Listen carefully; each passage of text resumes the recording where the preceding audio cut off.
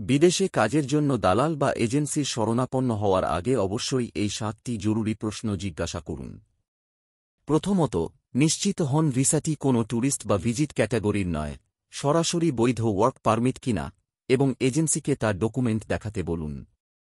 দ্বিতীয়ত, আপনার দেওয়া কাজের অফার লেটারটি কোম্পানি থেকে সরাসরি ইস্যু করা হয়েছে কিনা এবং আপনি সেই কোম্পানিতে ফোন করে যাচাই করতে পারবেন কিনা তা জেনে নিন। তৃতীয়ত, ভিসার আগে ও পরে মোট কত টাকা দিতে হবে এবং সেই খরচের মধ্যে কি কি, যেমন এয়ার টিকিট, মেডিকেল অন্তর্ভুক্ত, তার একটি লিখিত হিসাব নিন। চতুর্থত, কাজের চুক্তি স্থায়ী নাকি নির্দিষ্ট সময়ের কন্ট্রাক্ট ভিত্তিক তা স্পষ্ট করতে বলুন। পঞ্চমত, দেশে পৌঁছানোর পর থাকা খাওয়ার ব্যবস্থা কি কোম্পানি করবে নাকি আপনাকে নিজের খরচে করতে হবে, এই বিষয়টি পরিষ্কার করুন। ষষ্ঠত, সবচেয়ে গুরুত্বপূর্ণ, যদি ভিসা রিজেক্ট হয় তবে আপনার টাকা ফেরত দেওয়ার পলিসি কি, কত দিনের মধ্যে টাকা ফেরত দেবেন তার গ্যারান্টি নিন।